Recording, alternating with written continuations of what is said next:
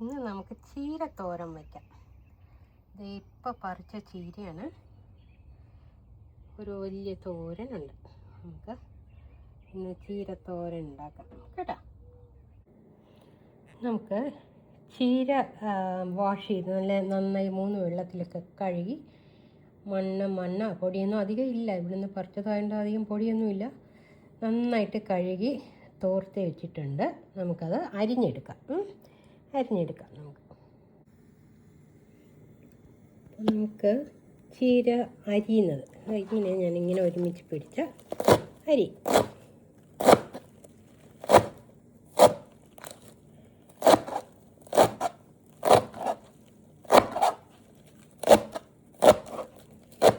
ഇതുപോലെ നമുക്ക് എല്ലാ ചീരയും കൂടെ കുറച്ചധികം ചീരയുണ്ട്. ഇതിപ്പോൾ ഒരു 10-20 പേർക്ക് കഴിക്കാനുള്ള ചീരയുണ്ട്. കുറച്ച് ദിവസത്തേക്ക് നമുക്ക് എടുക്കാം. ഫ്രിഡ്ജിൽ വെച്ചിരുന്നാൽ അത് ചീത്തയാകത്തില്ല. ഓക്കെ, അപ്പോൾ ഇതേ പരുവത്തിൽ ഞാൻ അരിഞ്ഞെടുക്കട്ടെ എല്ലാം, എന്നിട്ട് നമുക്ക് കാണാം. എണ്ണ ചൂടായിട്ടുണ്ട്. നമുക്ക് കടുകും മുളകും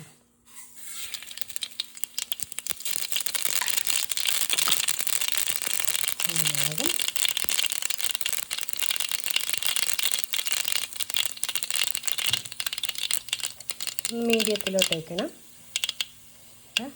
കറിവേപ്പില ഉണ്ടെങ്കിൽ കറിവേപ്പില.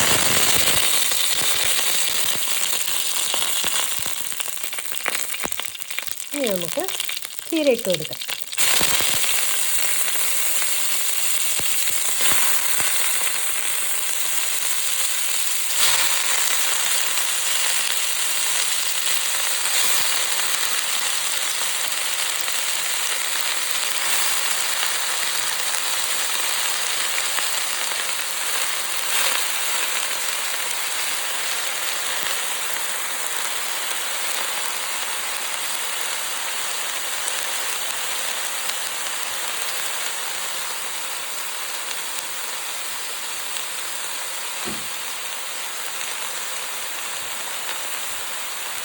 ചീര അധികമുണ്ട്, കുറച്ചധികമുണ്ട്. ഇപ്പോൾ കുറച്ച് നേരത്തേക്ക് നമുക്കൊന്ന് അടച്ച് വെക്കാം. ഒരു 2 മിനിറ്റ്. ഓക്കെ, 2 മിനിറ്റ് നേരത്തേക്ക് ഒന്ന് അടച്ച് വെച്ച് അത് വേവിക്കുക. എന്നാലത് വേഗത്തുള്ളൂ. നമുക്കൊന്ന് തുറന്ന് നോക്കാം. കുറച്ചിട്ട് ഇളക്കി കൊടുക്കാം.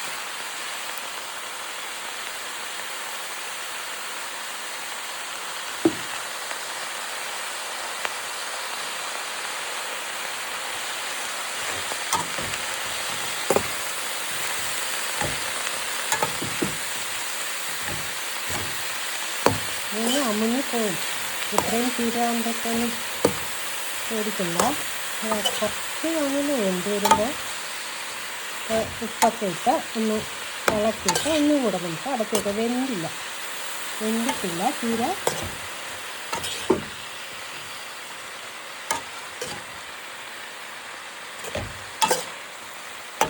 ഉപ്പൊക്കെ ഇട്ട് എല്ലായിടത്തൊക്കെ ആയിട്ടുണ്ട്.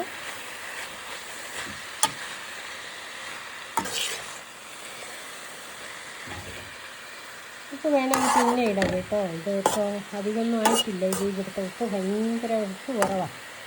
അതുകൊണ്ട് ഉപ്പിട്ടിട്ടുണ്ട്. ഒന്നും കൂടെ നമുക്ക് അടച്ചൊന്ന് വേകുന്നത് വരെ അടഞ്ഞിരിക്കട്ടെ.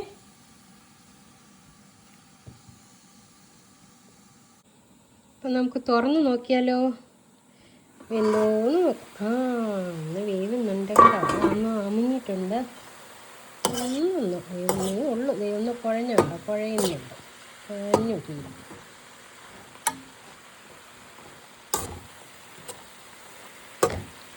ആ ചീരയിലുള്ള വെള്ളം മാത്രം മതി, വേറെ വെള്ളം ഒഴിക്കരുത് കേട്ടോ. വെള്ളം ഒഴിക്കണ്ട. അടച്ചു വയ്ക്കുമ്പോൾ ആ ചീരയിൽ നിന്ന് വെള്ളം ഇറങ്ങും. ആ വെള്ളം മതി.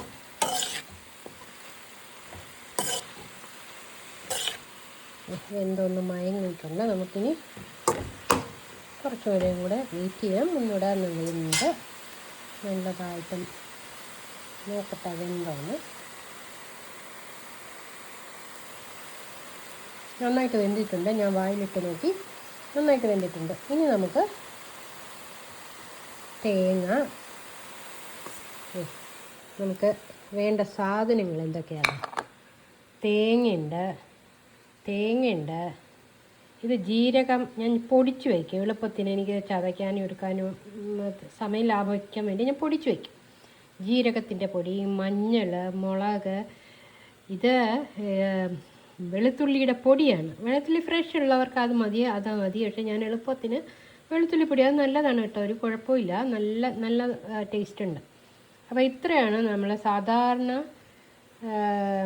സാധാരണയായിട്ട് തോരൻ ഉണ്ടാക്കുന്നത്. പിന്നെ ചിലർക്ക് വെളുത്തുള്ളി ഇഷ്ടമില്ലാത്തവർ ഇട്ടില്ലെങ്കിലും കുഴപ്പമില്ല, വലിയ ടേസ്റ്റ്. പക്ഷേ വെളുത്തുള്ളി ഇട്ട ഒരു ടേസ്റ്റ് ഉണ്ടാവും.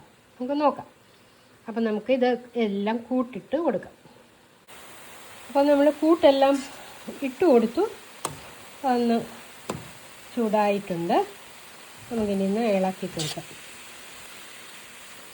കുറച്ച് തേങ്ങ ഇത്രയും മതി, കുറച്ചുകൂടെ ഇട്ടാലും കുഴപ്പമൊന്നുമില്ല. എനിക്ക് കുറച്ചുകൂടെ തേങ്ങ ഇടുന്ന ഇഷ്ടം. പക്ഷേ എൻ്റെ അമ്മയ്ക്കൊന്നും അധികം തേങ്ങ, ചിലർക്ക് തേങ്ങ അധികം ഇടുന്ന ഇഷ്ടമില്ല തോരന്. നമ്മൾ അതിൻ്റേതായ രീതിയിൽ അങ്ങിട്ട് നിങ്ങളുടെ ഇഷ്ടത്തിനനുസരിച്ചുള്ള തേങ്ങ ഇട്ടാൽ മതി കേട്ടോ. ഇവിടെ ചീരത്തോരൻ ഓൾമോസ്റ്റ് റെഡിയായി.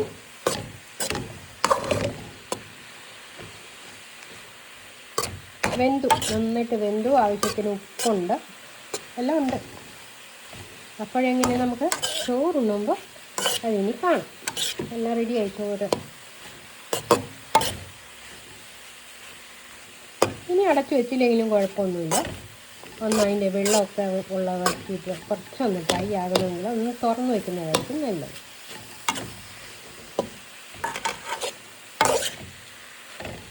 ഈസി അല്ലേ? നല്ല ഈസി ആയിട്ട് ഇങ്ങനെ ടേസ്റ്റി ചീരത്തോരനും കൂട്ടി ഇന്ന് ചോറുണ്ണാം.